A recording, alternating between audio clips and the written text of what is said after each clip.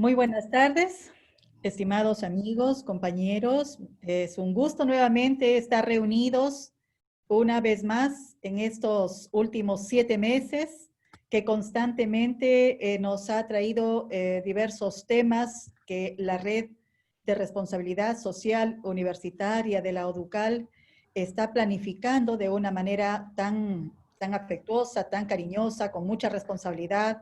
El equipo completo que estamos integrados por diversas universidades, la Universidad Católica de Valparaíso, representado por la doctora Gladys Jiménez, la Universidad La Salle Noreste, sí, estaba mencionando a la Universidad del Valle de Atemajac, que está representado por Miguel Ángel Ortega, por mi Universidad Católica Santo Toribio de Mogrovejo, y nos acompaña en calidad de miembro especial la doctora Omaira Parra de Marroquín, quien de verdad nos da una experiencia muy importante al trabajo que realizamos en la red.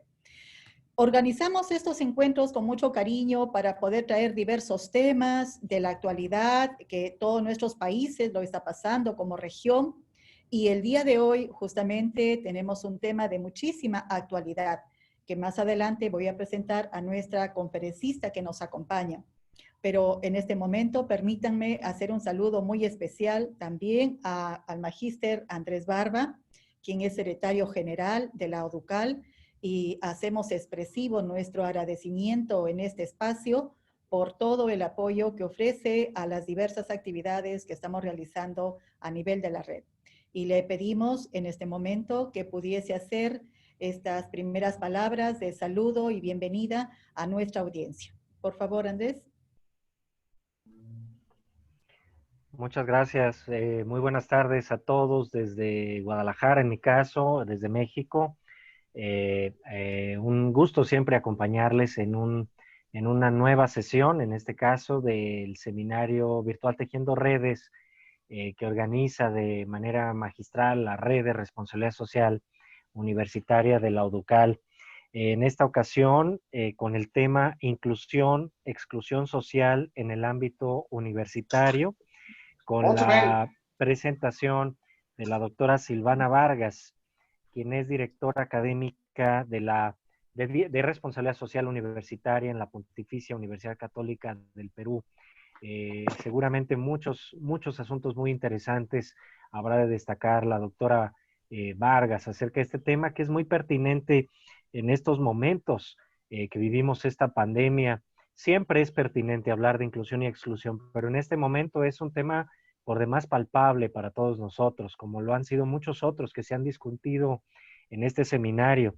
Estaba yo pensando en el tema de inclusión y exclusión en estos momentos que vivimos esta contingencia sanitaria en América Latina y en el mundo.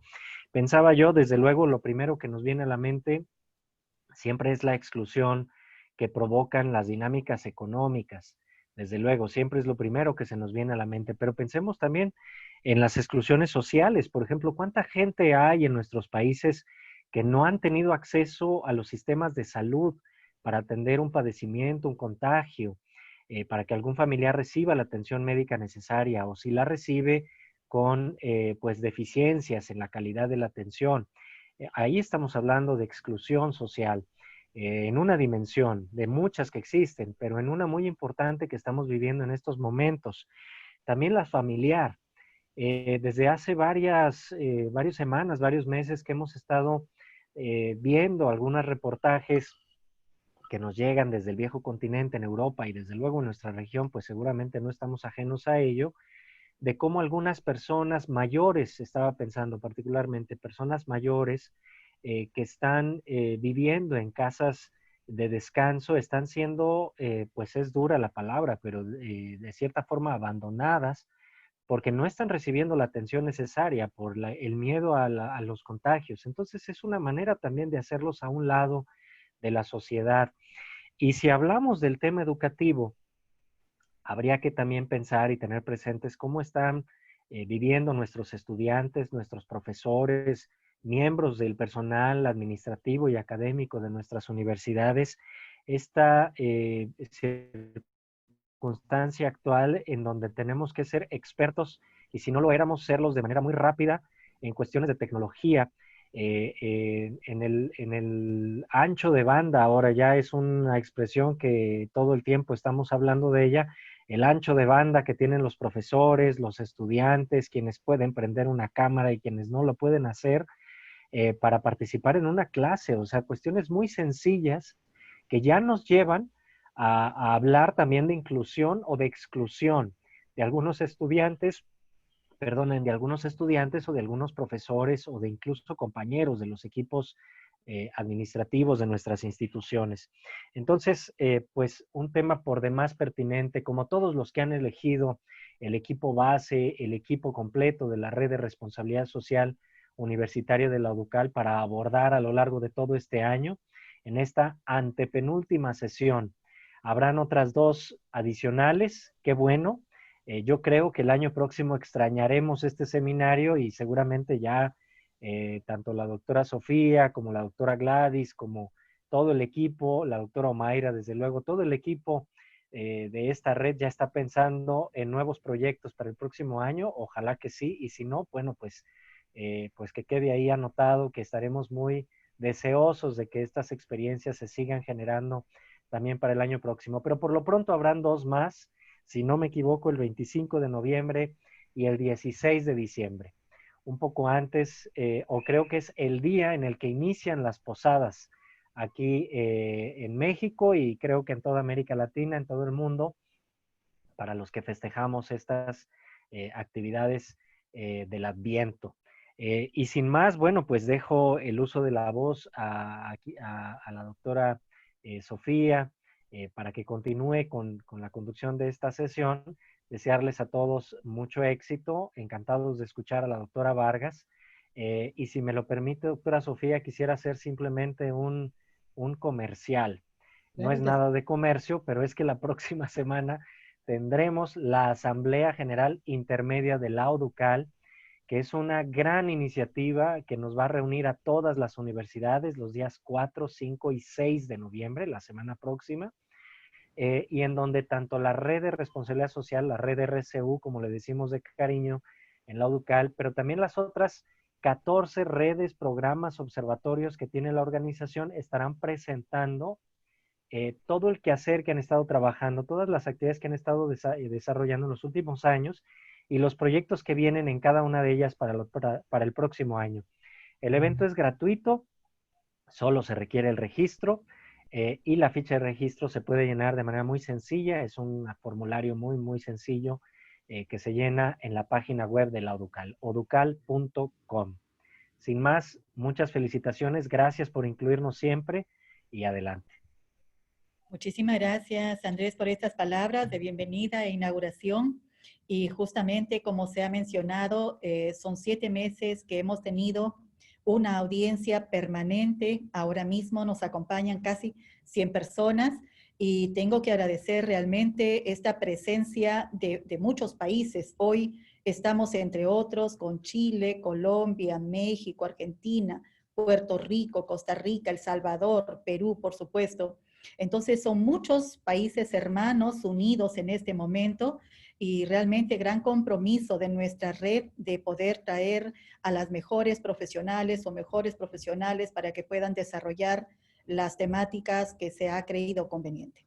Y justamente el día de hoy estamos con una invitada muy especial, y digo muy especial porque no solamente por su nivel profesional, sino también por la amistad, por el cariño que Silvana sabe nos une y realizamos un trabajo conjunto aquí en el Perú. Entonces, para mí es un honor realmente presentar esta conferencia, que por demás es un tema sumamente importante, complejo, con muchas aristas que justamente en base a esta pandemia que estamos viviendo se ha incrementado, se ha hecho mucho más sentida.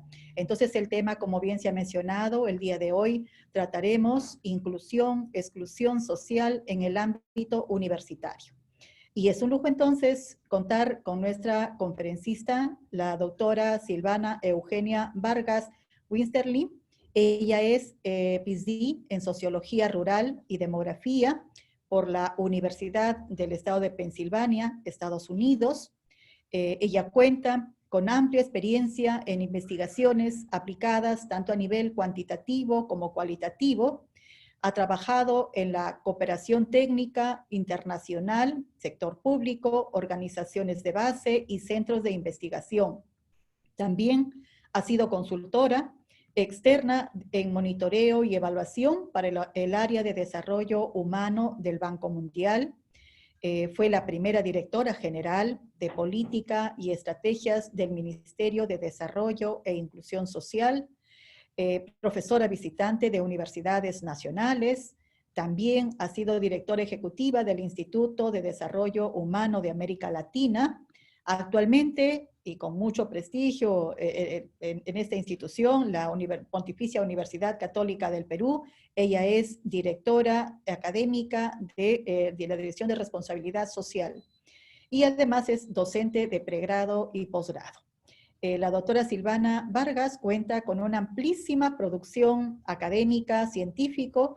Ella trae mucha producción de libros, capítulos de libros, artículos publicados.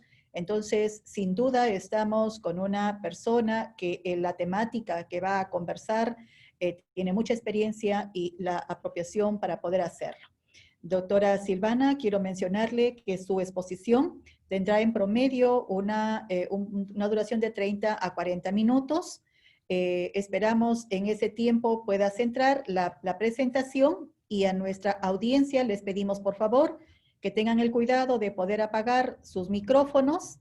Las preguntas que puedan realizar se va a hacer por el chat y estaremos atentos para tomar nota y al final realizaremos las preguntas del caso con una segunda participación de nuestra conferencista, la doctora Silvana. Con estas indicaciones, entonces le doy la bienvenida muy cariñosa y por favor, tiene el uso de la palabra. Silvana, bienvenida. Muy buenas tardes con todos y con todas. Muchas gracias, Sofía. Muchas gracias, Omaira. Muchas gracias, Gladys, por la oportunidad. Después de esa presentación que ha hecho Sofía, me siento doblemente responsable por decirles algo medianamente lúcido esta tarde. Estoy muy agradecida por la invitación. Este es un espacio muy, muy especial para mí, vincularnos desde aquello que tenemos en común en estos tiempos de adversidad es sumamente importante y como dice Andrés, reflexionar en torno a la inclusión social hoy es ineludible, ya no es opcional.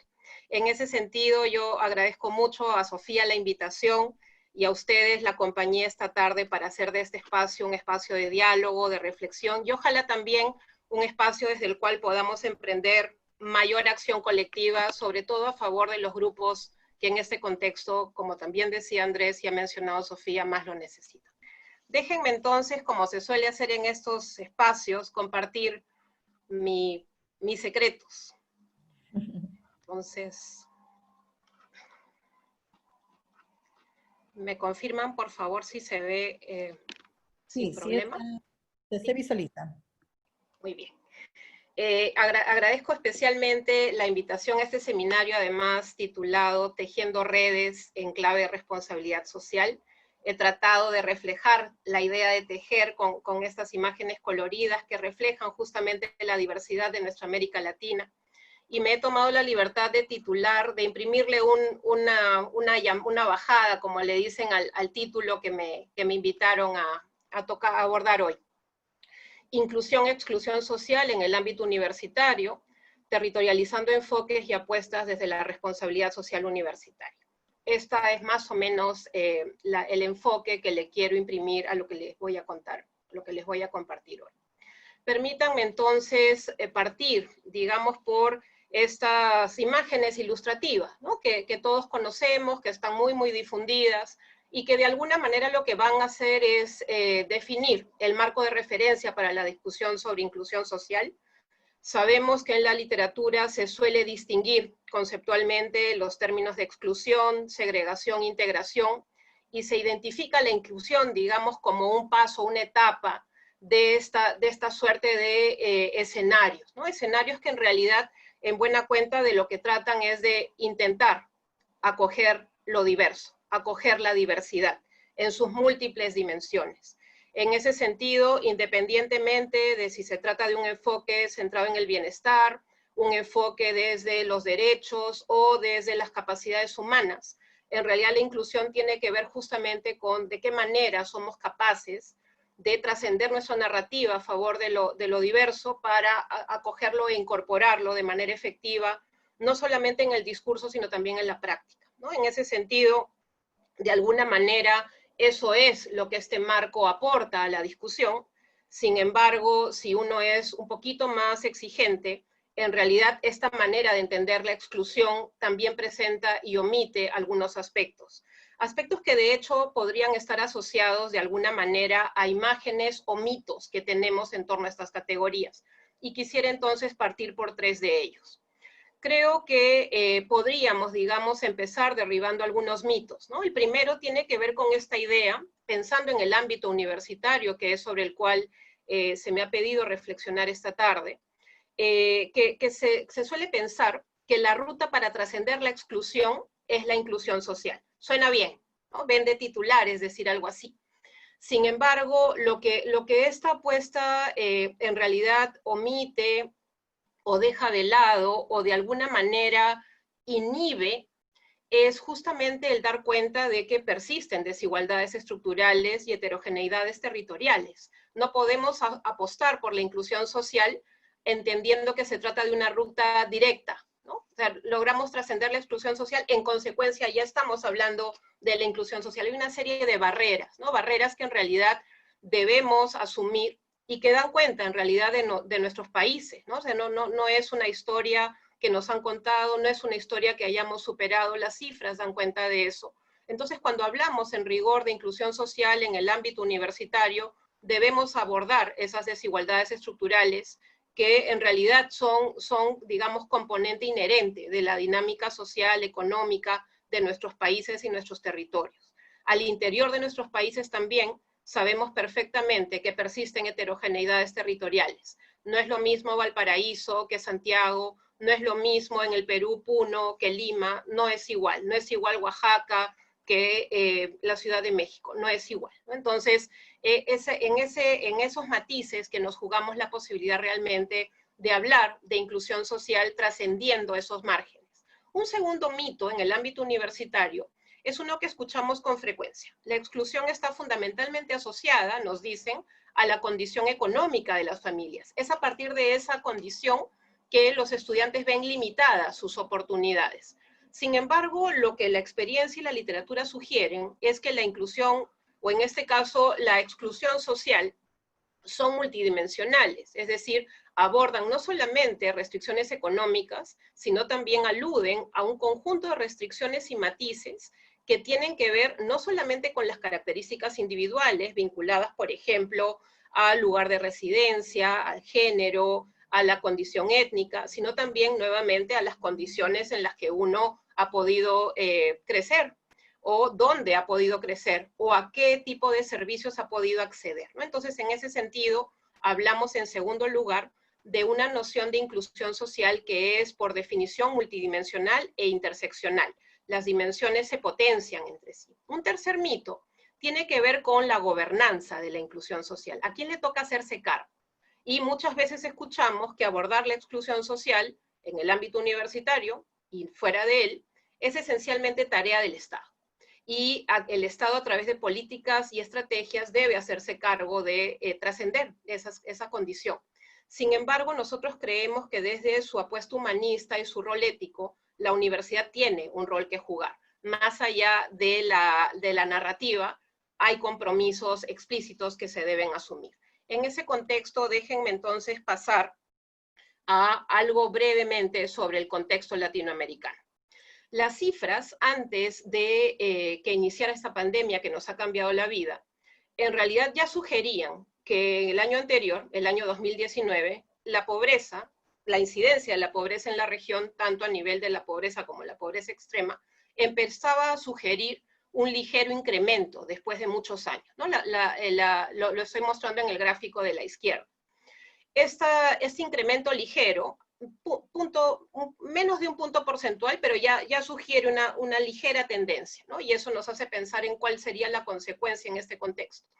Por otro lado, lo que CEPAL sugiere, esto es información del panorama social del año pasado, de fines del año pasado, es que también se hace evidente que la incidencia de la pobreza y la pobreza extrema tiene matices multidimensionales, como mencionaba. En este caso, las cifras lo dejan en evidencia. Entonces, tenemos aquí que el pertenecer a una zona rural, el ser indígena, el ser joven, en realidad son condiciones que en realidad lo que incrementan son la probabilidad de padecer o enfrentar privaciones y en consecuencia estar expuesto a la exclusión social. En ese sentido, las cifras a hoy en realidad sugieren un panorama aún más crítico en términos de lo que la exclusión social representa para América Latina. Y en este caso, las proyecciones que hace CEPAL, esos son datos de hace apenas unos días, en realidad sugieren, como hemos venido escuchando, una tendencia a que el Producto Bruto Interno de la región muestre una importante reducción y se compare a casi 10 años atrás, y la reducción en la pobreza que se había observado de manera sistemática también empiece a observar ahora sí un incremento sustancial. Esto como para mapear el contexto general. ¿Qué quiere decir o cómo se observa la exclusión social en el ámbito universitario en América Latina? El Banco Mundial apenas hace unos años hizo un reporte a partir del análisis de una serie de fuentes de información de diversos países. Y lo que yo les traigo aquí es un poquito la información acerca de cómo lucen las brechas, ¿no? Una manera de aproximarse a la exclusión no es necesariamente a partir del análisis de los promedios, sino sobre todo a partir de las brechas, ¿no? Esas diferencias relativas entre grupos. Y lo que este gráfico que hoy les traigo aquí sugiere es que, por ejemplo, estoy hablando de la imagen de la barrita de la izquierda, que si bien el acceso a la educación superior en general sugiere un incremento importante en América Latina en los últimos años, persisten brechas observables a partir de ciertas dimensiones. Por ejemplo, la población que se encuentra en el quintil más rico o menos desfavorecido en comparación al quintil más desfavorecido, en realidad sugiere una brecha de 45 puntos porcentuales. Es decir, si bien el acceso ha mejorado, la brecha persiste en términos, en este caso, de quintil socioeconómico. Persiste también en términos de las características de los padres. Esta barrita de aquí, con un acrónimo indescriptible, S versus DS, en realidad sugiere que comparados a sus padres que desertaron de la educación superior, en realidad quienes han logrado graduarse, jóvenes de 18 a 24 años, tienen una probabilidad asociada a 40 puntos porcentuales mayor. Eso es bien importante. Vamos cerrando brechas intergeneracionales. Vamos también aproximándonos, aunque aún tenemos tarea, en el cierre de brechas en términos de las zonas urbanas comparadas a las zonas rurales. Y tenemos en el área punteada un conjunto de brechas sobre las cuales sabemos que persisten, pero aún debemos seguir discutiendo. Brechas asociadas, por ejemplo, a los temas étnicos, a los temas religiosos, a los temas de género. Es cierto que la brecha ha disminuido. Sin embargo, son brechas persistentes que en realidad dan cuenta justamente de esa multidimensionalidad de la exclusión social, como mencionaba. Veamos ahora qué pasa en términos de la gobernanza en las universidades latinoamericanas. Este es un reporte muy reciente de la UNESCO respecto a cómo luce la exclusión en otro campo de la vida universitaria, ya no en términos del acceso, sino en términos de cómo se gestiona la universidad. Y este estudio, realizado en 9 países de América Latina, da cuenta de que poco menos de 1 de cada 5 personas que ejercen el cargo de rectorado son mujeres. ¿Sí? Estamos por el 18%. Y sugiere también un dato del cual muchos de nosotros podremos dar cuenta por nuestros propios espacios universitarios, que en términos, digamos, de ocupar en el escalafón más alto, digamos, la jerarquía más alta, por ejemplo, de ser profesoras principales, comparadas a nuestros colegas varones, las mujeres seguimos enfrentando una brecha importante. Es decir, si bien hay un importante número de docentes mujeres en el ámbito universitario, en realidad entregas mujeres ocupando el, digamos, estrato más alto, ¿no? Que en este caso corresponde a el ser profesora principal. Eso, por supuesto, conlleva a seguir hablando de una serie de brechas asociadas a otras oportunidades. Menciono esto porque en realidad la exclusión social no solamente tiene que ver con la realidad de nuestros estudiantes, cuando hablamos del ámbito universitario, sino también nos alude a nosotros como docentes y por supuesto también al personal administrativo, del cual con muy poca frecuencia se habla. En ese contexto, después de lo que acabo de mencionar, ¿cómo podríamos proponer entender la inclusión social entonces? Y en ese sentido, lo que yo les propongo hoy es abordar la inclusión social desde un enfoque de capacidades humanas, entendiéndola como la situación que a partir del reconocimiento de la diversidad, reconocimiento positivo de la diversidad, supone que todas y todos los miembros de la comunidad universitaria, particularmente quienes se encuentran en situación de vulnerabilidad, acceden a oportunidades de bienestar multidimensional. ¿Sí? Entonces, lo multidimensional lo reflejo en este gráfico de colores, ¿no? De colores justamente para dar cuenta de la diversidad de las dimensiones de lo que el bienestar implica en el ámbito universitario. Y es que en el ámbito universitario, estar bien supone garantizar una serie de dimensiones, ¿no? Dimensiones que tienen que ver no solamente con el acceso a la educación de calidad o el acceso a servicios de salud y salud mental o a servicios básicos de calidad, ¿no? Servicios que permiten, digamos, una subsistencia digna, sino también el acceso oportuno a empleo, el reconocimiento de la diversidad en sus múltiples facetas, el acceso a redes de apoyo financiero, social y emocional, particularmente en tiempos como este, el acceso también a entornos sostenibles, ¿no? Porque los entornos, como acabamos de decir, son fundamentales para entender estos resultados de bienestar multidimensional si realmente queremos hablar de inclusión. En ese sentido, nos parecía bien importante poder empezar a hablar de tránsitos, ¿no? Tránsitos que permiten que logremos de alguna manera trascender cierta mirada de la inclusión social por abordar algunos aspectos que son clave y que sugieren que efectivamente hay un cambio de rumbo, ¿no? Es decir, pasar de una oferta educativa, talla única, compacta, a pasar a una oferta que reconoce la heterogeneidad y que en consecuencia es capaz de plantear estrategias diferenciadas, una oferta diversa que hoy en un contexto de virtualidad pues se hace nuevamente, ya no es opcional, es ineludible. En segundo lugar, pasar de un énfasis de una universidad pensada básicamente en proveer bienes y servicios, a pensar en la universidad como un espacio que en realidad también debe hacer énfasis en generar resultados de bienestar, ¿no? De bienestar en todos sus miembros. Y pasar, en tercer lugar, de un proceso de enunciar las dinámicas de cambio a pasar a uno en donde ya enunciar no es suficiente, en donde hay que tomar acción. Y eso es bien importante. Esto supone, en nuestra opinión, territorializar el enfoque de inclusión social, darle un sentido distinto que acoja justamente esas dinámicas del territorio. ¿Y qué quiere decir eso? Que en realidad la universidad se entienda como un espacio, como un campo territorialmente situado, entendiendo que el territorio es una categoría polisémica y no alude únicamente a un espacio físico, sino que también es un campo de vínculos, es un campo de relaciones de poder, es un campo en donde hay normas, donde hay políticas, donde hay tránsitos de población que llega, que se va.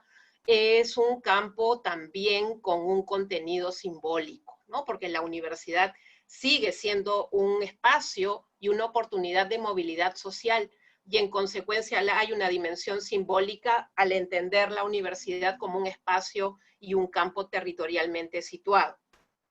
En esa línea, mi gran pregunta aquí es, bueno, adicionalmente América Latina tampoco es homogénea. Entonces, la pregunta aquí es, ¿qué América Latina queremos llegar a ser? ¿No? Nos pensamos desde nuestra división política, que nos estructura de alguna manera a través de fronteras geográficas y límites, o nos pensamos según nuestras privaciones, que nos van vinculando de otra manera, o nos pensamos en términos de cómo nuestros ecosistemas están constituidos o configurados, o nos entendemos tal vez como parte del entrecruzamiento de estas distintas miradas de América Latina. Yo creo que aquí la gran pregunta es, en el campo universitario, ¿cómo es que queremos abordar la diversidad, ¿no? ¿Desde dónde? Y en ese sentido, yo quería aterrizar esta presentación para proponerles territorializar la inclusión social en el ámbito universitario, por ejemplo, preguntándonos si contamos con políticas que promueven el reconocimiento positivo de la diversidad orientadas al bienestar multidimensional en nuestras universidades. Eso tiene que ver con el enfoque. Otro aspecto sobre el cual podríamos preguntarnos es si en nuestras universidades estamos transversalizando el enfoque de reconocimiento positivo de la diversidad en sus múltiples dimensiones, como he tratado de explicar, en los procesos de formación y generación de conocimiento. ¿Y cómo se está haciendo eso? ¿A través de qué medios? ¿Y quiénes están involucrados en esa tarea? Un tercer aspecto podría ser preguntarnos si estamos reflejando el enfoque de reconocimiento positivo de la diversidad en los contenidos curriculares y extracurriculares, ¿no? ¿Cómo estamos formando capacidades? ¿Qué capacidades estamos entrenando para ser capaces de ser y entrenar ciudadanía acogedora, empática y solidaria? En cuarto lugar, contamos con procesos de acompañamiento y tutoría para acoger la diversidad de manera efectiva, a partir no solamente de la relación con el entorno, sino también a través del trabajo en red, que hoy más que nunca es, nuevamente, ineludible, una dimensión cuarta de vinculación. Y por último, preguntarnos si estamos promoviendo suficiente y adecuadamente la sensibilización sobre estos temas a nivel de la comunidad y, ¿por qué no?, también fuera de ella, ¿no? Entonces, yo creo que en realidad aterrizar la apuesta por la inclusión social desde una perspectiva territorializada, desde el ámbito universitario, supone una serie de aristas. Solamente estoy planteando, esbozando algunas líneas. En mi opinión, la responsabilidad social universitaria es clave en este proceso. Acoge el enfoque, las estrategias, las capacidades, la vinculación y la comunicación.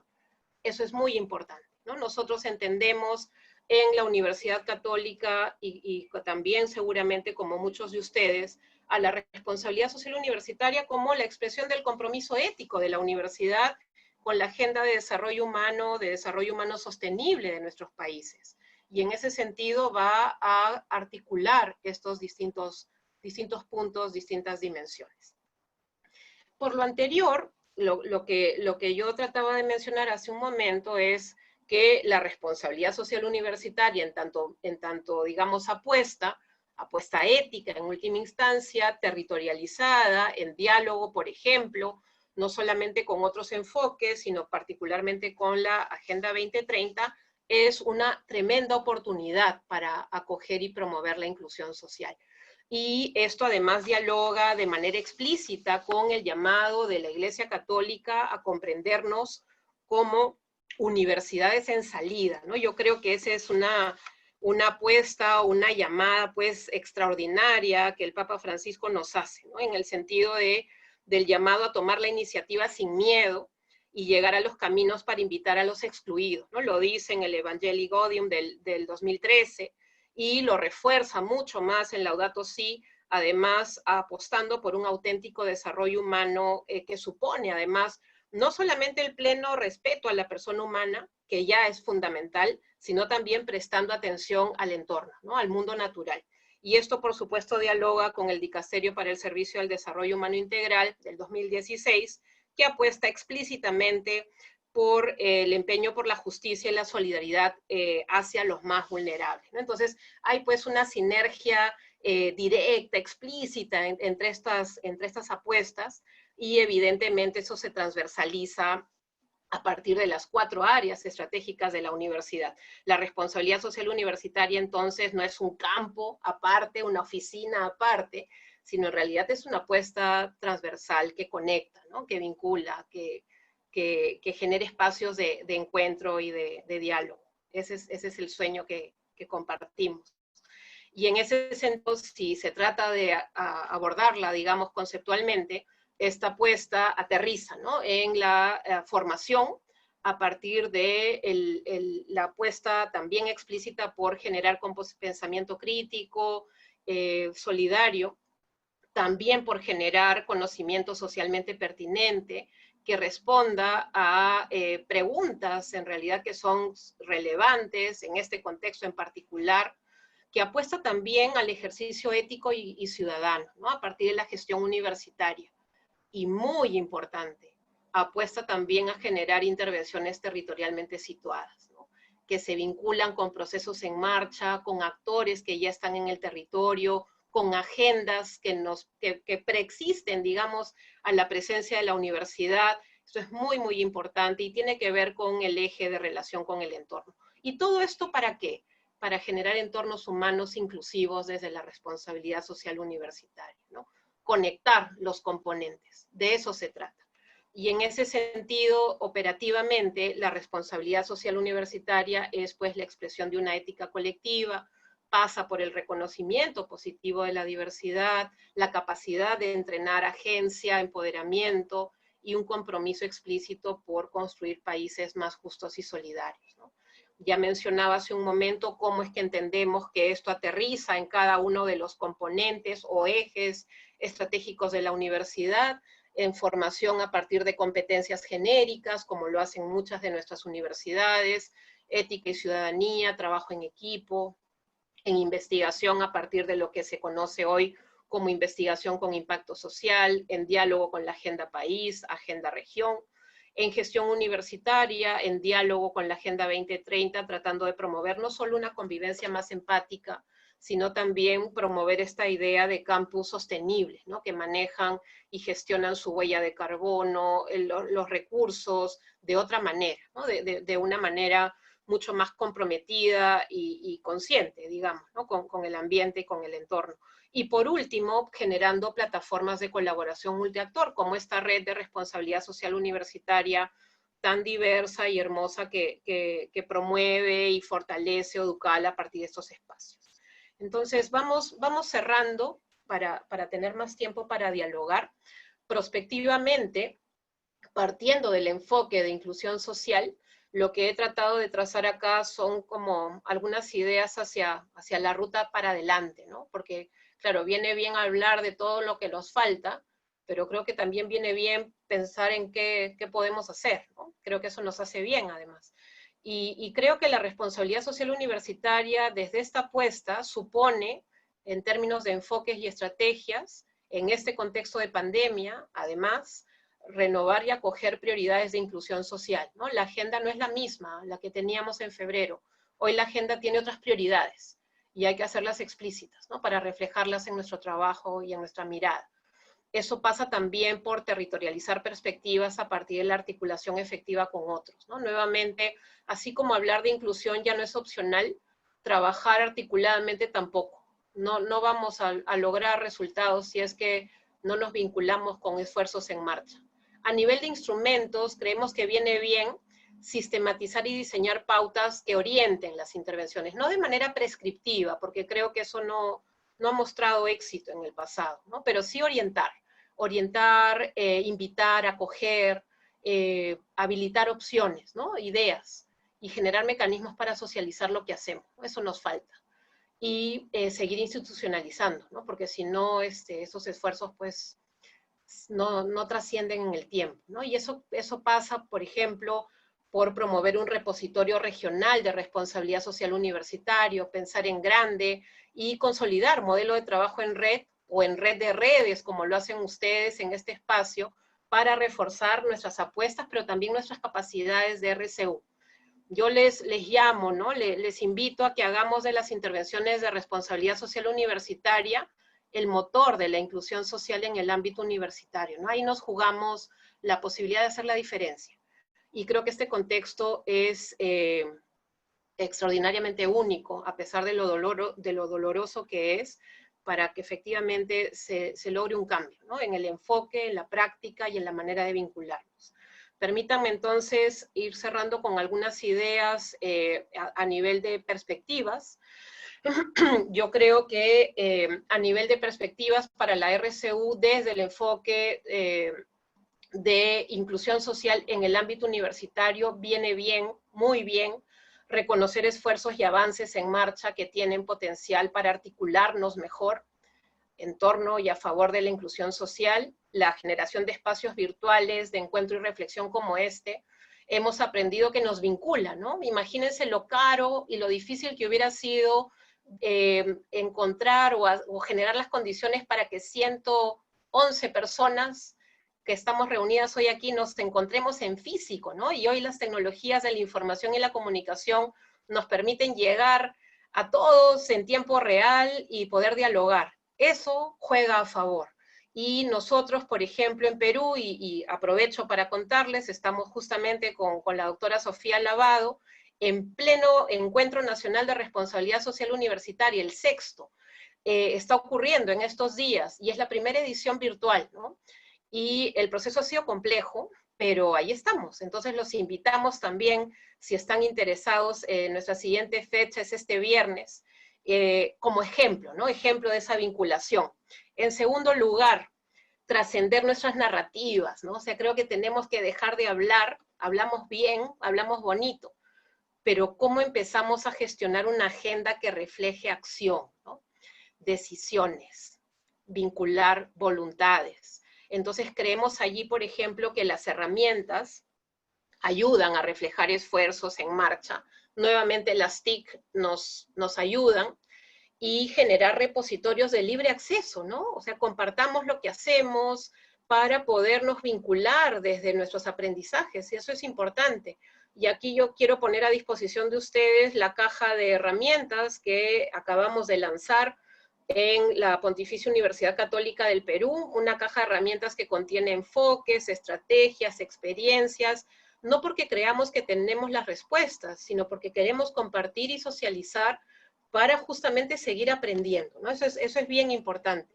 Y por último, el poder consolidar espacios que incidan nuevamente a partir del reconocimiento de la diversidad en generar bienestar multidimensional, pero a partir del trabajo en reto macro-red, ¿no? Imprimiéndole esa perspectiva territorial.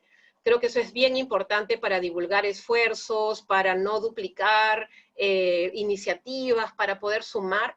Estamos cerrando nuestra semana de responsabilidad social universitaria desde la PUC el día de mañana, con un evento justamente abierto que nos va a permitir pensar ya no en la responsabilidad social universitaria hoy, sino en lo que se viene, ¿no? Algo de prospectiva creo que nos viene bien, también están invitados, muy, muy bienvenidos a estos espacios. Y para cerrar, pues, la convicción, ¿no? La convicción de que América Latina es una región extraordinariamente diversa y que nuestro potencial más valioso siguen siendo nuestra historia compartida, que no nos cuenten otra, la cultura, el conocimiento y los saberes locales, los y las jóvenes.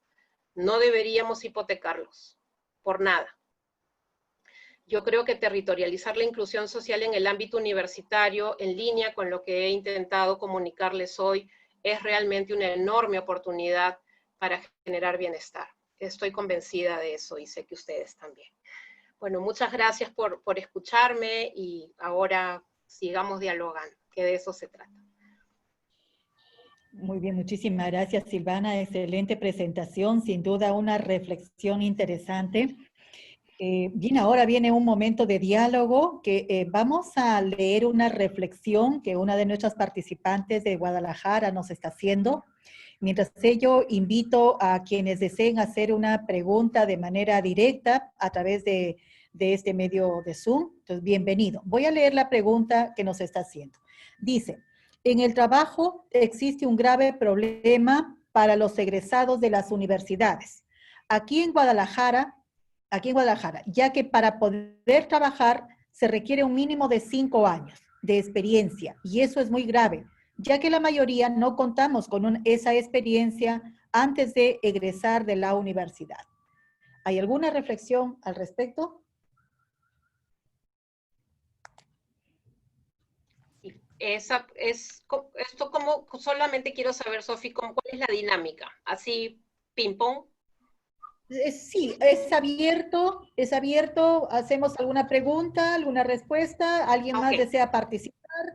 En todo caso, tal vez también dejamos abierto para que pueda alguno de nuestros participantes en este conversatorio de manera directa hacerlos, y si prefieres escuchar algunas preguntas y poder responder al final. Tal vez mientras te parece, Sofía, si tal vez hay algunas preguntas en el chat, pero puedo empezar por esta pregunta que formulan sobre el tema de la barrera que enfrentan nuestros egresados al concluir la universidad en términos de la experiencia profesional que se les exige, ¿no? Y que en toda cuenta, pues es imposible, ¿no? Están justamente terminando la carrera y es imposible que hayan podido acumular 5 años de experiencia. En ese sentido se les pide jóvenes con 10 años de experiencia, con doctorado y demás, ¿no? Entonces podemos ser a veces bastante ilusos en términos de los perfiles. Quería allí plantear la discusión que también tenemos en otros países en América Latina, lo tenemos en Perú, respecto a la importancia, justamente, voy a volver a la responsabilidad social universitaria, en términos de la experiencia preprofesional que hay que seguir fortaleciendo, ¿no? O sea, creo que hay aún una tarea importante en términos de formalizar e institucionalizar los procesos vinculados a las pasantías, a las prácticas preprofesionales y a todas estas modalidades justamente que lo que hacen es brindarle a los estudiantes algún tipo de entrenamiento profesionalizante durante la carrera.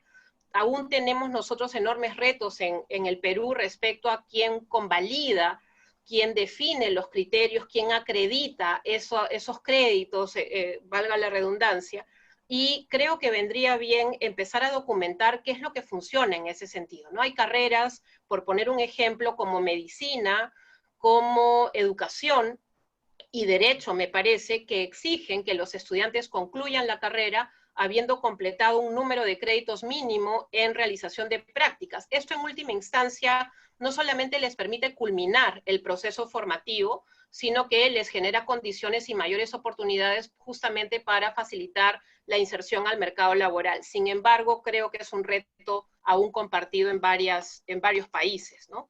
No sé, Sofía, si hay más dudas o consultas. Sí.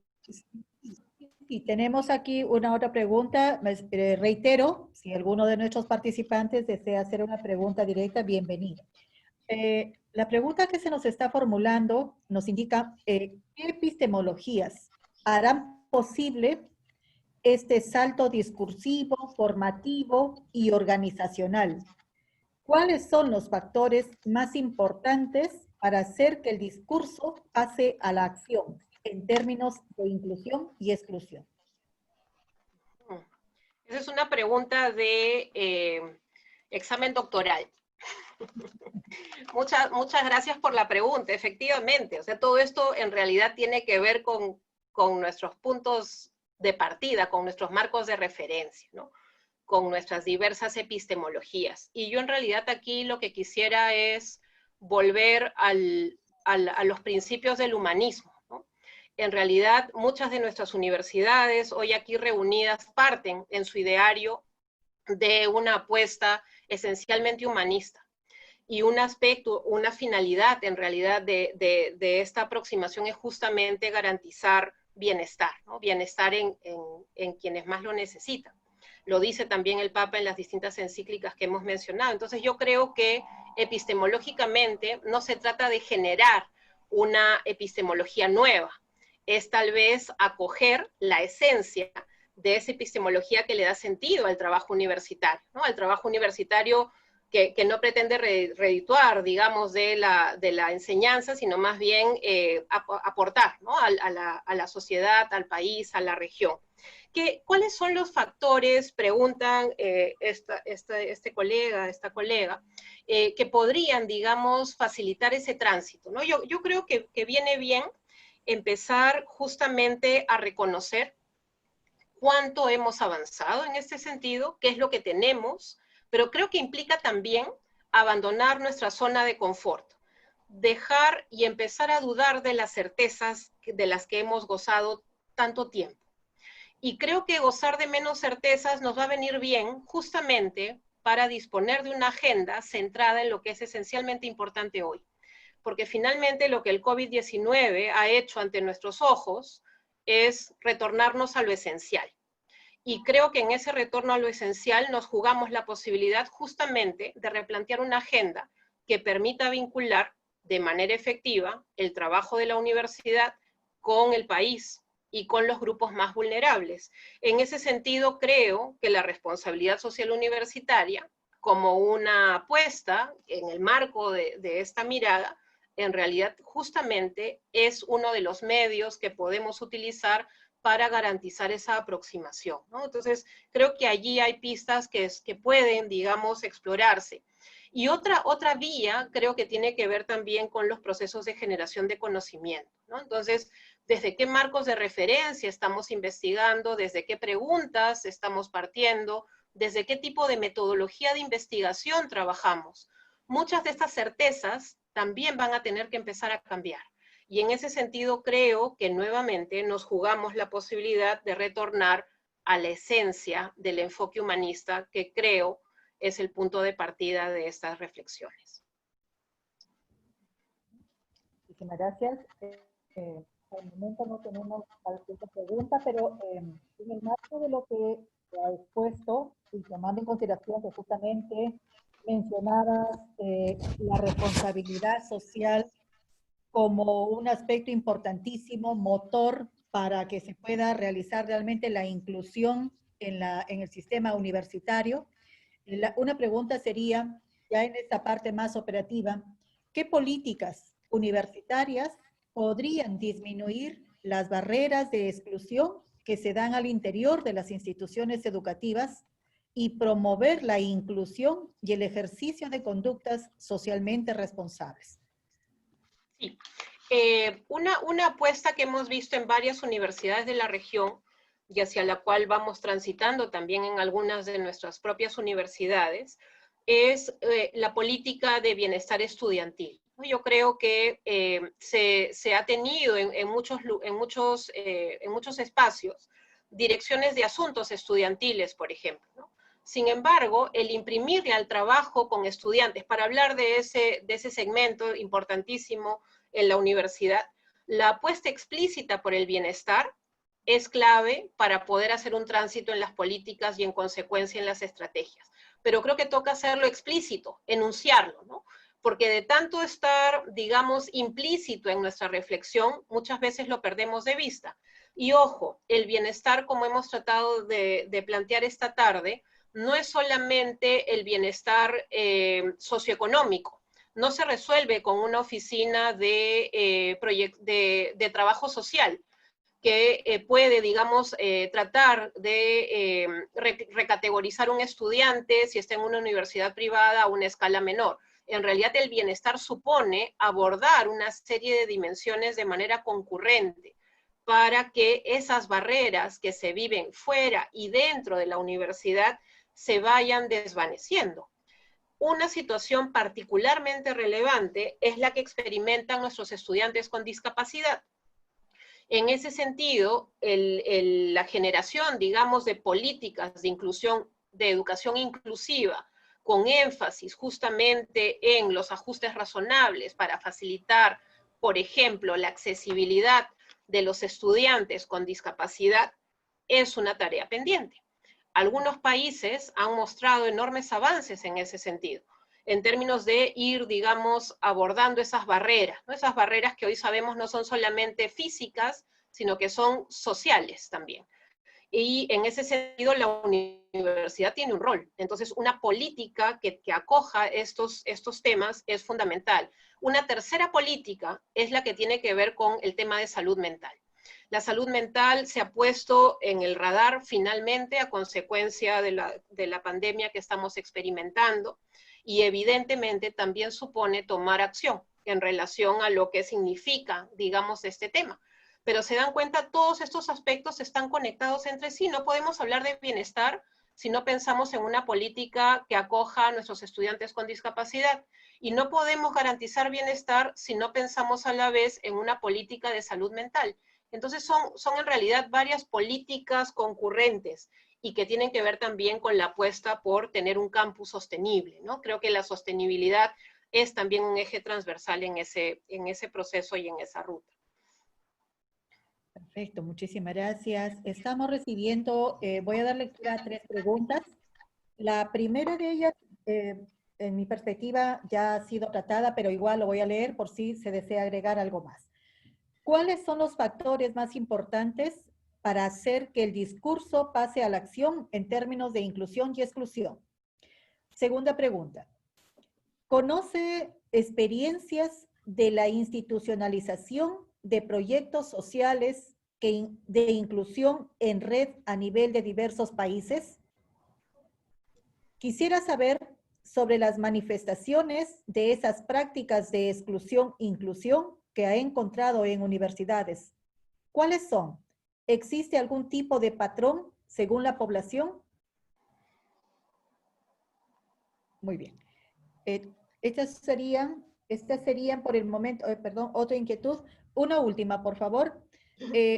Otra inquietud se refiere a estudios o seguimiento que se haga a las consecuencias individuales, subjetivas, de salud en diferentes niveles o en las implicaciones a nivel comunitario.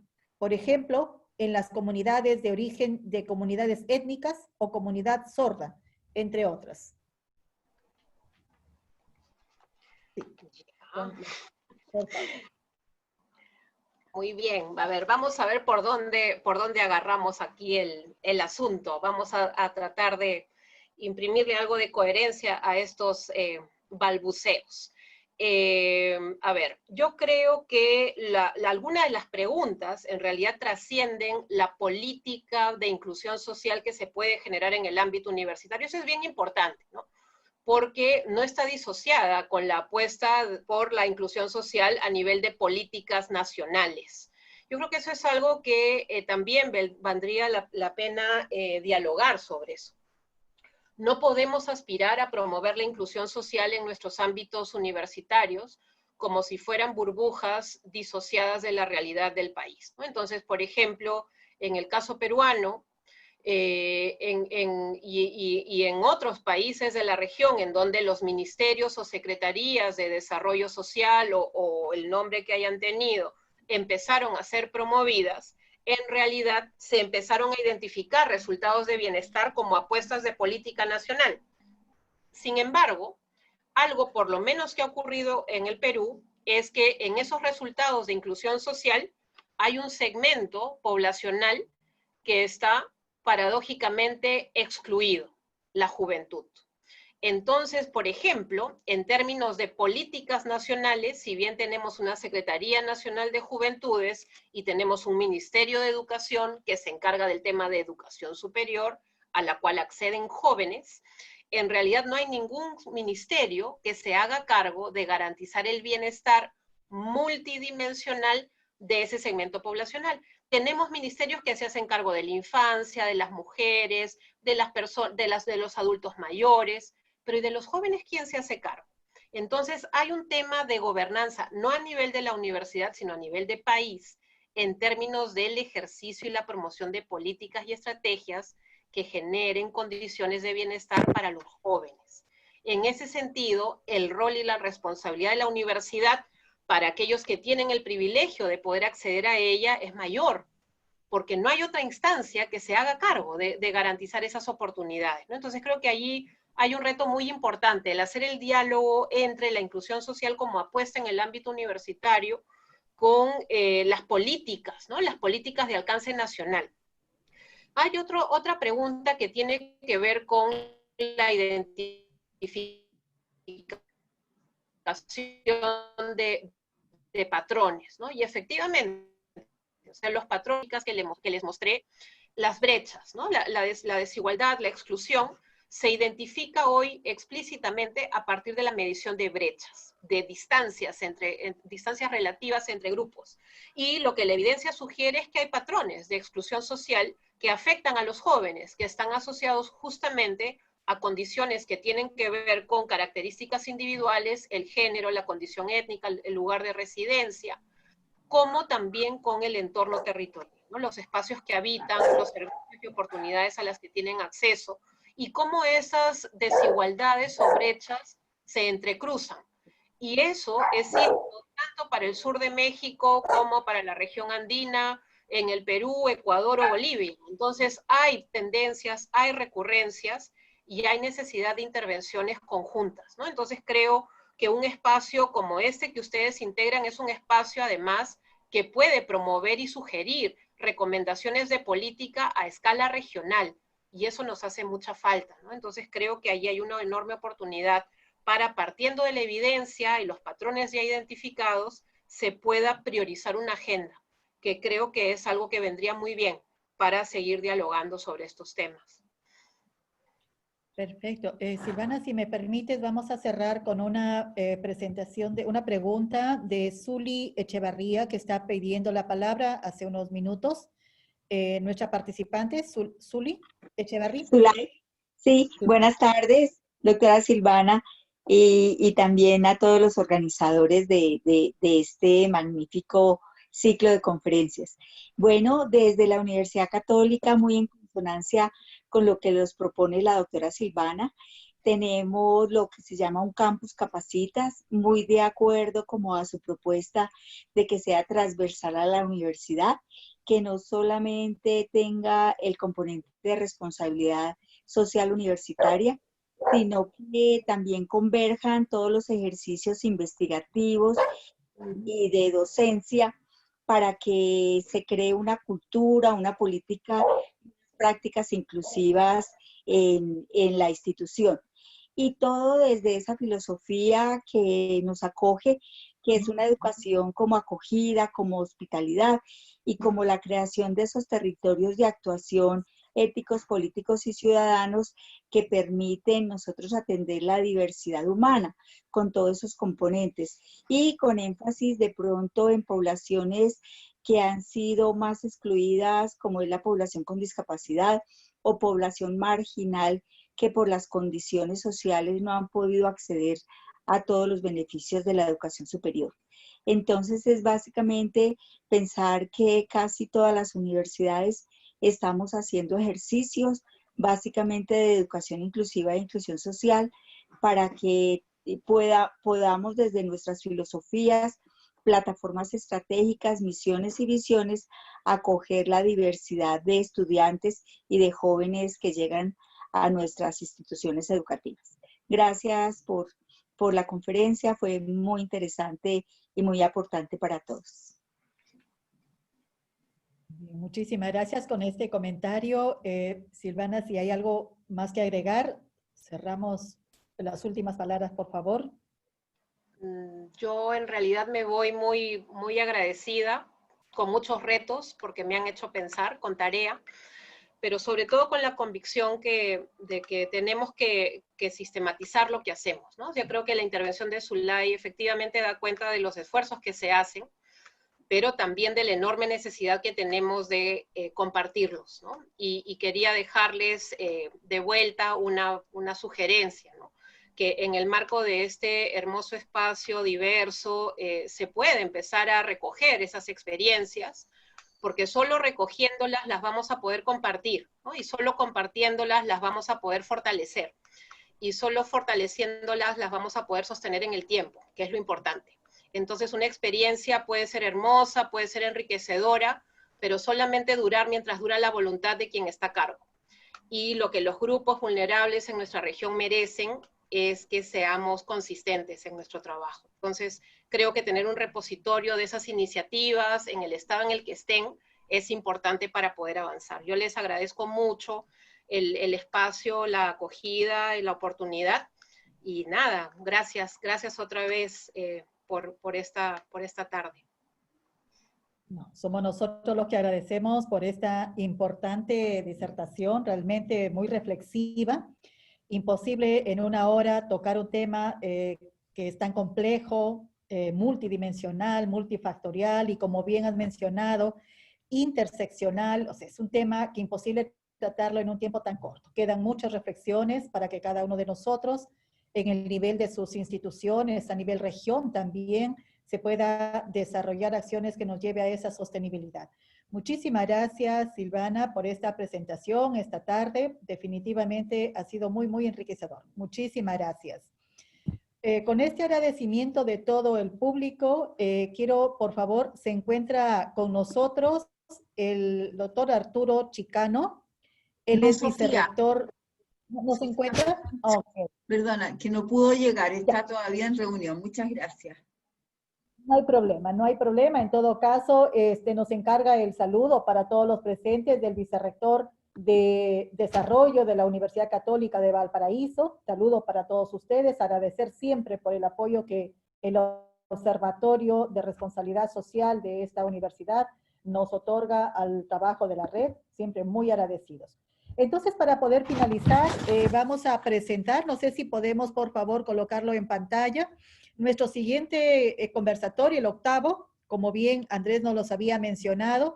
Ya tenemos ya listo el trabajo. Solamente me parece que hay un detalle de la hora que luego vemos porque parece que México ha cambiado su hora. Entonces vamos a hacer unos pequeños detalles, pero el próximo seminario será el 25 de noviembre. El tema, salud mental comunitaria, neuronutrición, y estaremos con el conferencista Gustavo Adolfo Bejarano Aguado. Él es profesor de la Universidad Católica de Colombia, psicólogo con posgrado en educación y desarrollo social. Otro nuevo tema de mucho reto también, de mucha actualidad, así que volveremos a reencontrarnos en ese momento, en el mes de noviembre, que será el penúltimo, y ya el último la primera semana de diciembre, y cerramos el año. Se nos fue muy rápido. Por el momento, entonces, agradecer nuevamente de manera reiterada a cada uno de ustedes. Gracias por su participación, por su presencia, que permite concretizar estos ciclos de conferencia que la red plantea para ustedes. Muchísimas gracias.